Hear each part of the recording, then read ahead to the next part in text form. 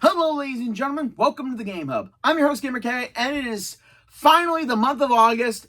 A brand new batch of videos coming up, and a couple of them are pretty new ideas, actually. I mean, some of them are from old sources, but I still can't wait for this month's videos. And to start off, I'm going to be looking at another game from one of my favorite kind of independent companies, Frogwars, which I discovered is in the Ukraine, and they did a remaster of their, let me see,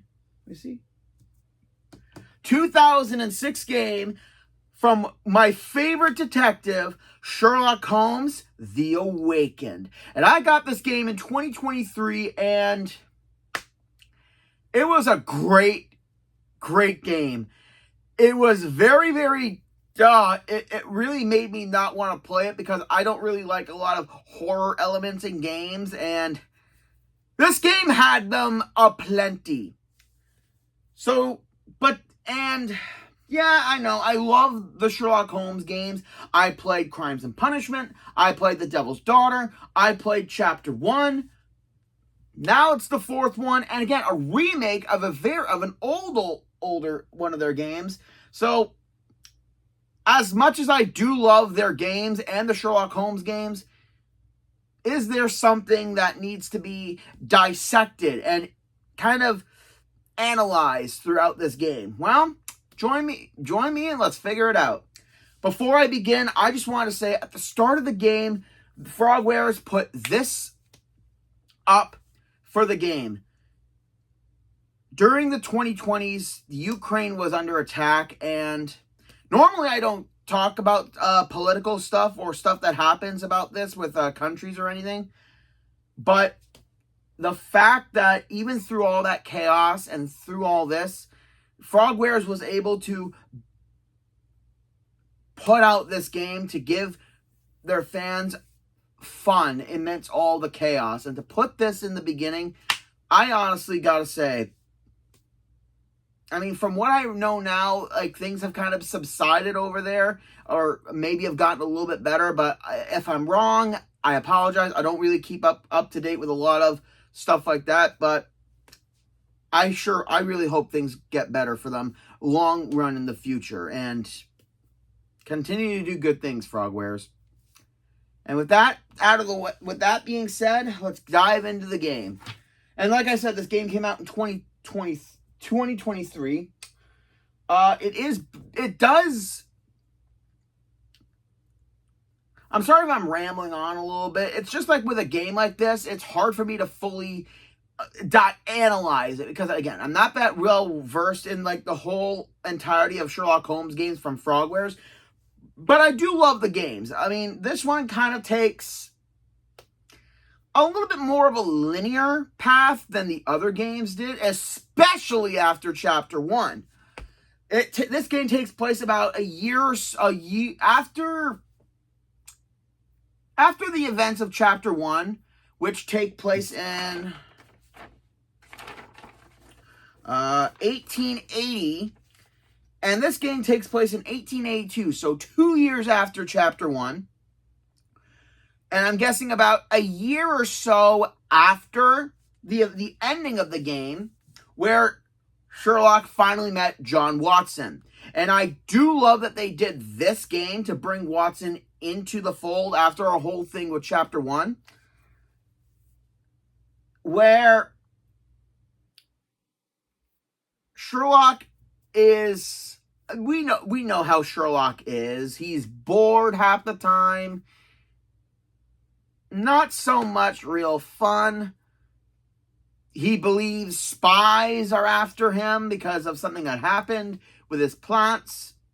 So our first chapter in the game is to go around Baker Street and discover what happened. But it was honestly a whole thing of misunderstanding with the bookshop owner, and we discovered that he has a thing for the newly widowed woman. And I love that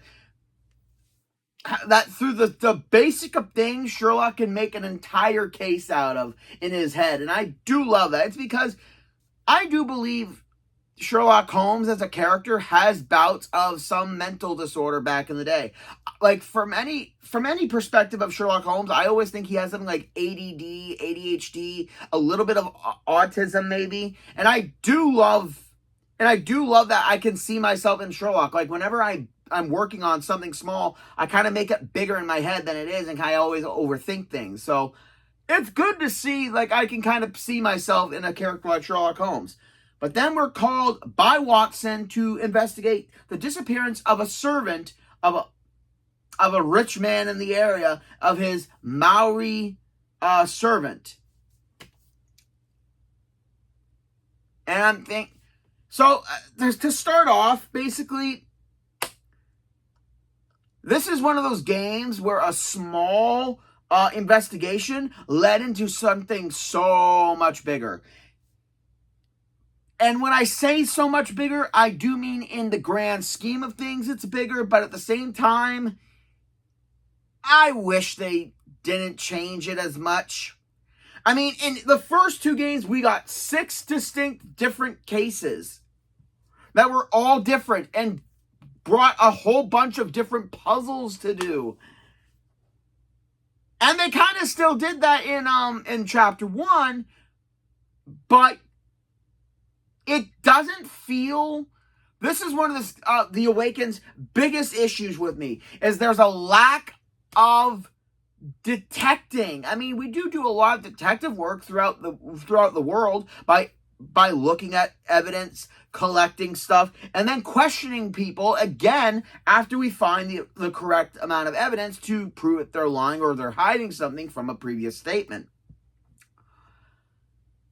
But there's no real analytical thing. Like, there's not a lot until much later in the game when we return. Is there a lot of analysis with blood or chemicals or any of the puzzle mini games that we had with Crimes and Punishment or The Devil's Daughter? Okay, to be fair, The Devil's Daughter didn't have as much of them because our homemade lab got destroyed, so there was that. I mean, even I kind of missed the chemical puzzles in chapter 1 a little bit, even though I complained about them a lot. But again, it's more detective work and not so much analytical work, which kind of bugs me. It was one of my favorite things about it. It felt like Sherlock Holmes investigating things, using science and his lab and his mini lab. I mean, even in chapter 1, we got to go to the archives and stuff and finding information out. Not so much of that in this. It's more of a linear story. And after chapter 2, when we find in the docks of London, we find an ancient room with a dead body and the statues of the Lovecraftian deity Cthulhu. What makes this game so kind of in that realm of combining the horror with Sherlock Holmes is there are moments in this game where Holmes will hallucinate things that aren't there, and we're into this demonic kind of alternate world where we have to solve a puzzle a little bit and to progress, all with creepy demonic lookings and voices of the ancient scriptures of Cthulhu being said in the most creepy of ways.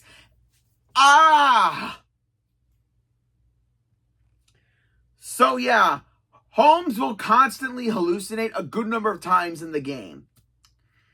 And I think this all attributes to his supposed schizophrenia or whatever he has that we dealt with in the first game with John, because he was fine in the last game, chapter 1.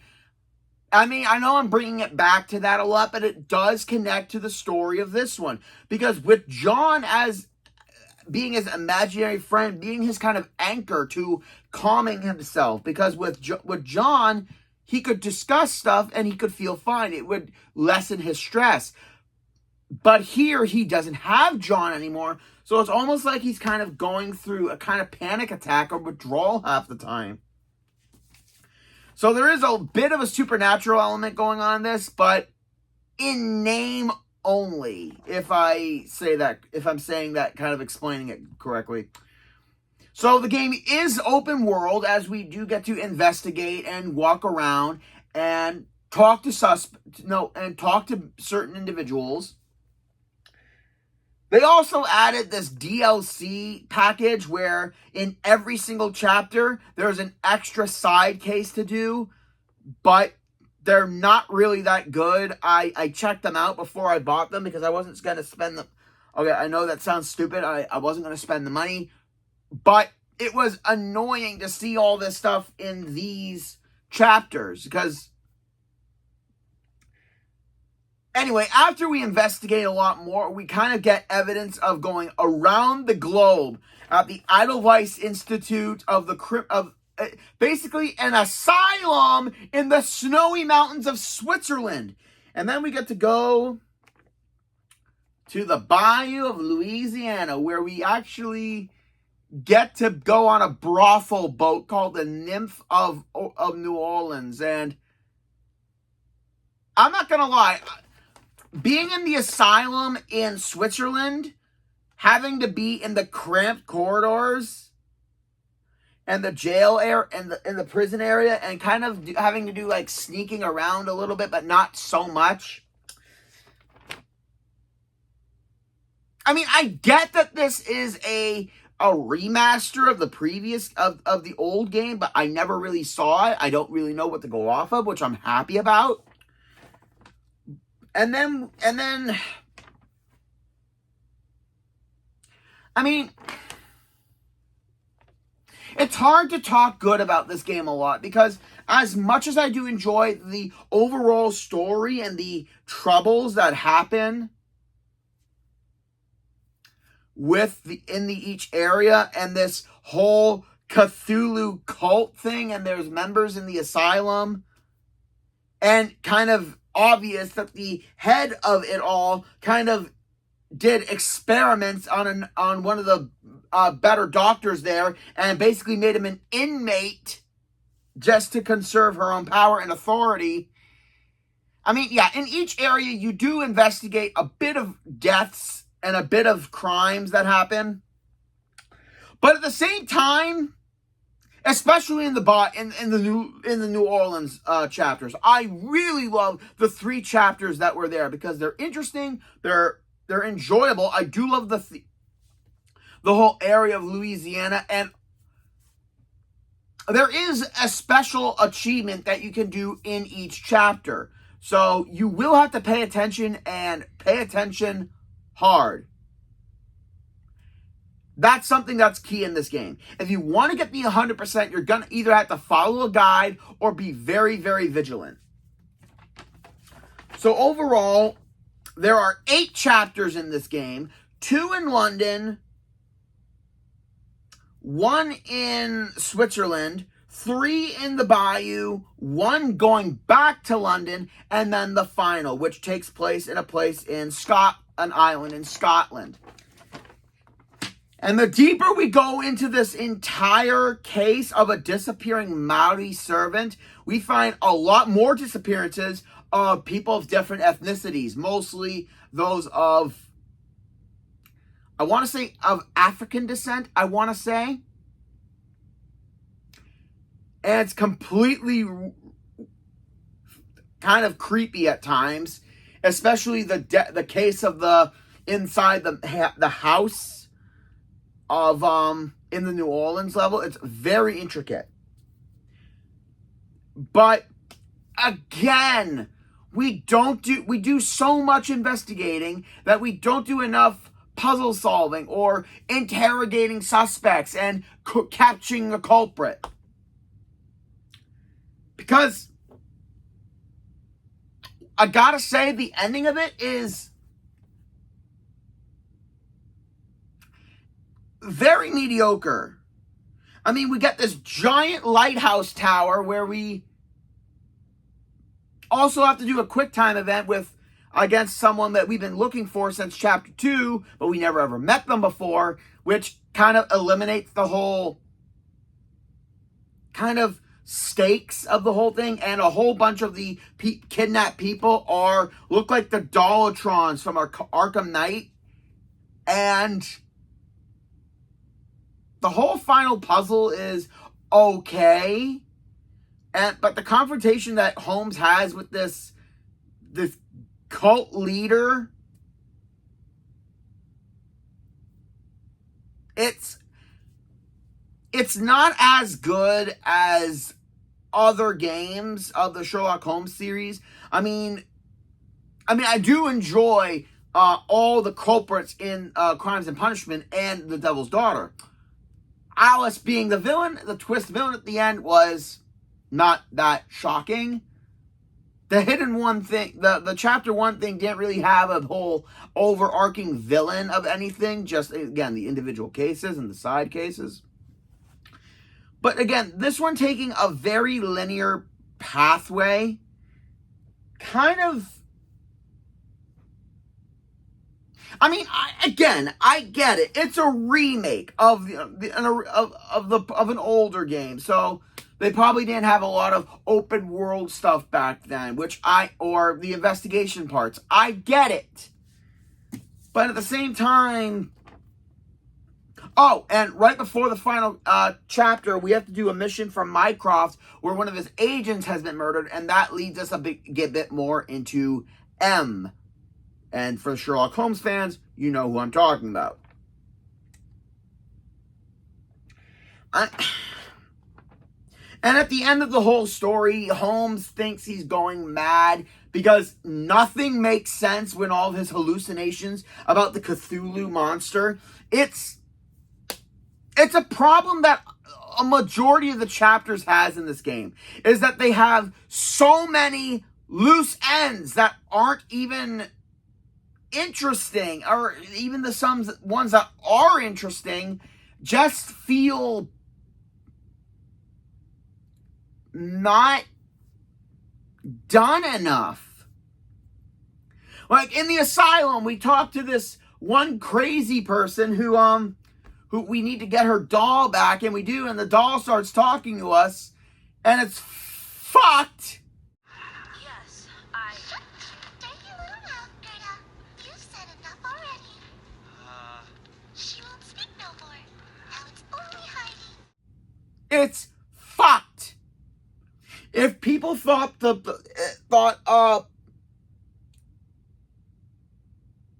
Bellaviento from Resident Evil Village, I never played the game, I only watched it a bit. If you guys thought that woman and her doll Angie were creepy, holy shit.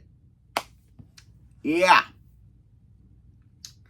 And I get how we kind of get from place to place, how we go globetrotting a little bit, how we get from the Pier of London to Switzerland of that institute because we find evidence of the institute, and then in the institute we find evidence of Louisiana, and then we go back to London where we piece together the mastermind and the cult leader and everything. We find out where he's going, and I get how we get there. Like, it's not a sense of BS of how we find the next area, but it just feels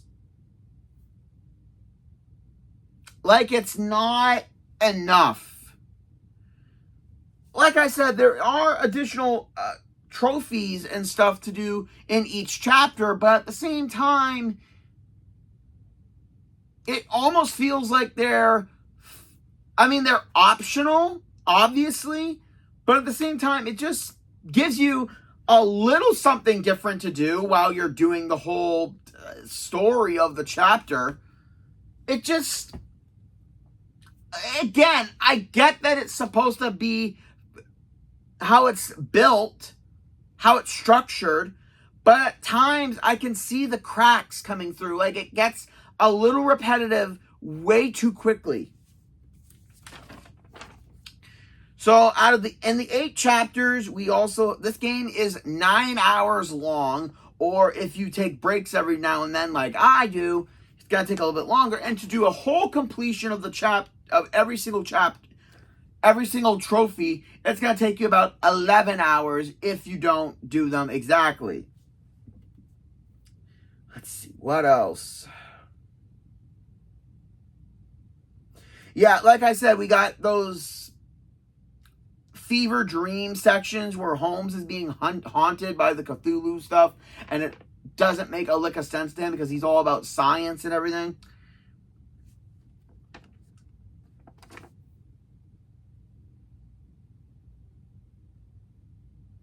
And they do those puzzles where we have to figure out what happened by using Holmes' imagination that we got to do in all the other games. But this one, again, it's used too much. I miss the actual investigation stuff and not it.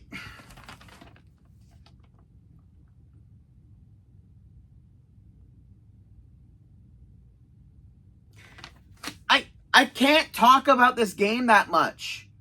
As much as I enjoyed it and enjoyed the experience, the fact that the villain was so lacking in anything, like he just babbled on about being a reincarnation and stuff and meeting Holmes in a past life, which is impossible technically. And then the whole Cthulhu thing was built up from chapter 2 with the statues and the sacrifices, and in the swamp section it's built up, but it's not executed perfectly. I mean, the final cutscene is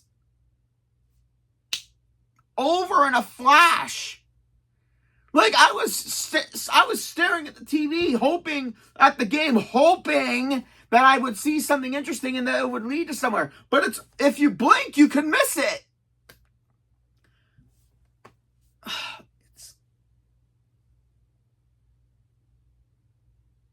This may be one of my shortest videos that I've done in a while. I mean, I love the Sherlock Holmes games. I do. And I do love the passion and the enthusiasm that Frogwars puts into its development and into the stories themselves. And I love all the games that I've played from them. I love the Sherlock Holmes series. I love them. Even when some of them have small issues, it's not that much. But, again, and saying that because it's a remake, I'm gonna give it a leeway. I can't in good conscience do that because I never watched the original game, the original 2006 game, so I don't have a reference. My only reference is playing this game of the remake.